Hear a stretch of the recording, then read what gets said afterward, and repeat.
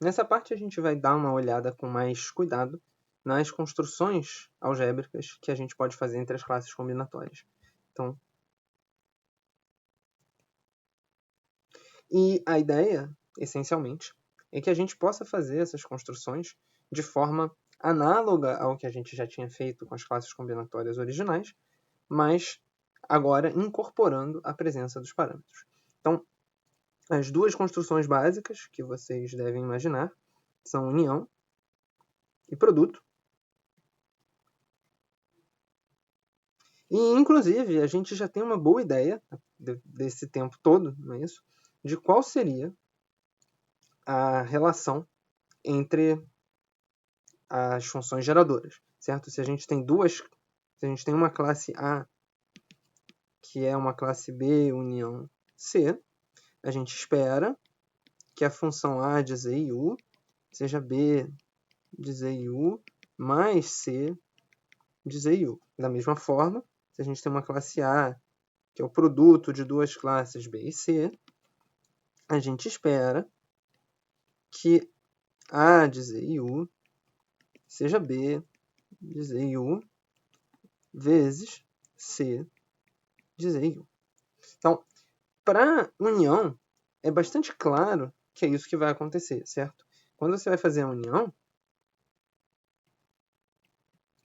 se você tem um elemento da classe A, não é isso? Você vai pegar A em A de Z elevado a A e U elevado ao parâmetro de A, um elemento está em A, ou está em B, ou está em C, e nunca está nos dois, então isso daqui automaticamente dá para gente que é um somatório em B, de Z a B, U elevado a P de B, e um somatório de C em C, de Z elevado a C, U elevado a P de C. Para o produto, é um pouquinho mais complicado, correto? Num produto, a gente vai ter Z somatório de A em A, de Z elevado a U elevado a P de A, e o A em A, na verdade, é BC pertence a B cruz C, certo? Um produto cartesiano aqui dos conjuntos. Então, se a gente desenvolver isso daqui, isso dá somatório de Z elevado a B mais C. Lembra que a definição do produto, o peso do produto era a soma dos pesos, mas a gente ainda não disse qual é a regra para dar o parâmetro para o par ordenado B e C, certo? Que a gente precisaria para terminar essa soma, certo? A gente tem uma soma nas classes combinatórias de Z elevado a B mais C, porque a gente sabe qual é a regra do tamanho do par ordenado, mas a gente não deu ainda qual é a regra para o parâmetro do par ordenado. Então, nesse momento, se a nossa intuição está certa de que a gente quer que A de ZU seja o produto das funções, a gente sabe o que tem que fazer. A gente tem que ter, então daqui para baixo, é muito importante que P do par ordenado BC seja P de B mais P de C. Porque na hora que você fizer isso, de fato, você vai conseguir separar as somas da mesma forma que a gente separou antes, certo? Vai ficar U elevado a P de B, e soma em C pertencente a C, de Z elevado a C, U elevado a P de C. Então, essa é uma primeira observação, certo? Quando a gente fizer um produto de classes com parâmetros, se não só o peso tem que ser aditivo, nesse sentido, né, de que o peso do par ordenado é a soma dos pesos, mas também o parâmetro tem que ser aditivo. Então, isso é uma primeira observação. A segunda observação é que tem algumas coisas que não funcionam, certo? Então, vou botar aqui uma observação. Nem tudo é um parâmetro, certo?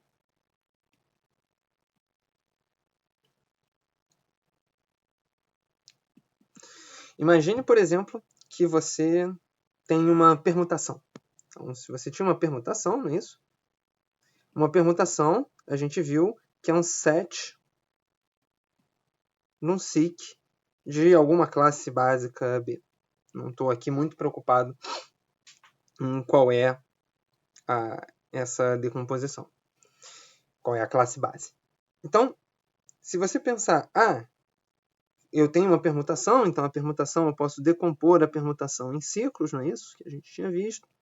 Então tem um ciclo aqui, talvez tenha um outro ciclo aqui, um outro ciclo aqui, um outro ciclo aqui, certo? Isso é uma permutação que tem 4 ciclos. Então, por exemplo, perceba que o tamanho do maior ciclo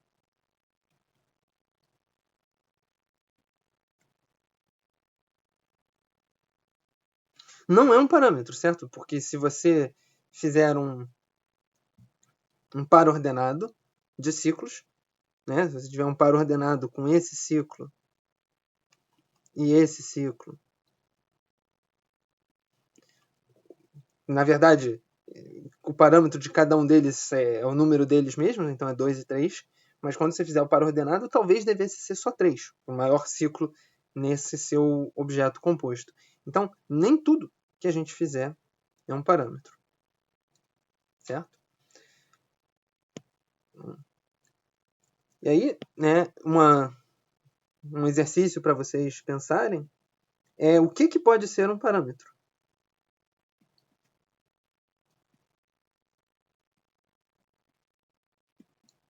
Certo? Nas construções que a gente viu árvores, a gente viu permutações, a gente viu várias estruturas compostas, certo? E uma das coisas que vale a pena pensar é o que de todas essas estruturas que a gente viu poderia ser capturado por um parâmetro.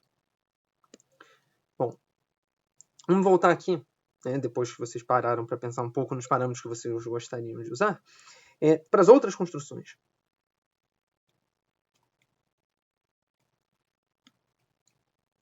Então, como aqui a gente está nas funções geradoras ordinárias, apesar de multivariadas, vale a pena a gente ver que tanto a construção do multiset, na verdade, deixa eu começar com o sec,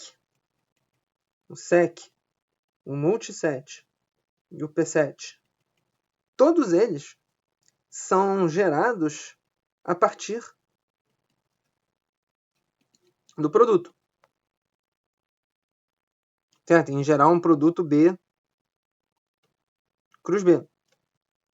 Então, essas construções que a gente faz a partir do produto, se o produto tem uma definição de como é que é tanto o peso do par ordenado quanto o parâmetro do par ordenado, se a gente mantiver essa lógica para uma sequência, para um multiset, para um pset, as construções e as fórmulas serão exatamente as mesmas.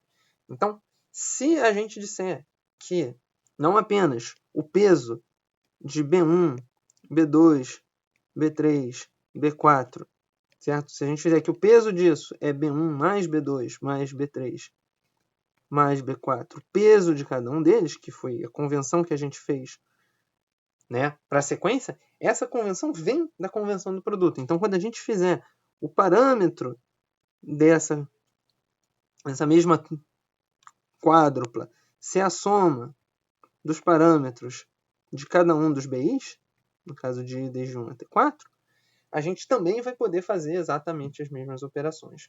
Então, de novo, observe, né, que se a gente acertar a construção do produto, a gente mais ou menos ganha a construção de sequência, multiset e perset. Então, a partir disso, a gente pode começar a pensar nos exemplos que a gente viu antes, certo? Então, por exemplo, se você tinha uma árvore, certo? Eu vou pegar aqui uma árvore não marcada, porque é onde a gente está, e a gente disse que uma árvore é uma folha ou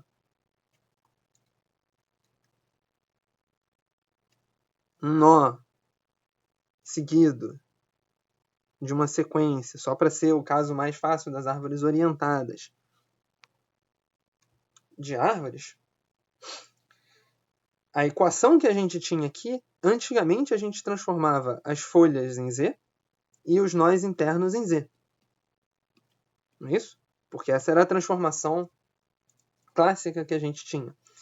Agora, se a gente quiser fazer com pesos, o que pode ser um bom peso a se considerar? Tem que ser uma coisa meio aditiva. Então, um peso mais ou menos fácil aditivo aqui é justamente contar as folhas. Então, além de dar um tamanho da minha árvore contando Z cada vez que eu boto ou um nó ou uma folha, eu também vou botar um U quando eu botar um nó. Uma folha, desculpa. Quando eu botar uma folha, eu aumento de 1 não só o peso da minha árvore, botando Z, mas eu também aumento de 1 o parâmetro que eu estou contando. E aí, se a gente escrever a equação correspondente, não é isso? G de ZU é igual a ZU mais Z vezes G de ZU. E, portanto, G de ZU será igual a ZU divididos por 1 menos Z.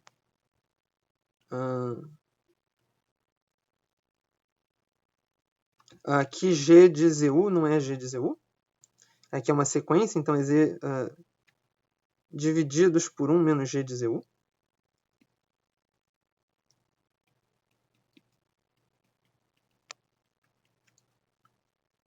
Então, deixa eu voltar essas contas para trás. Certo? Isso vai dar G de ZU menos G ao quadrado de ZU é igual a ZU mais Z.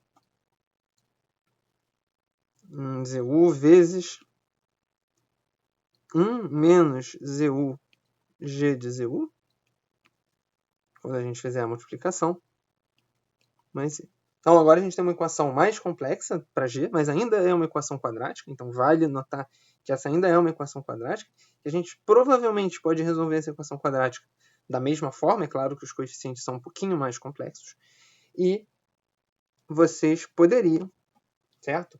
Ao fim dessa construção, obter a fórmula para G de ZU.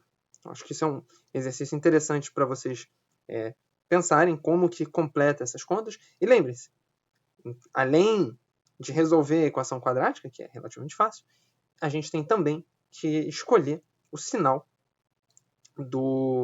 da raiz quadrada que vai ser usado.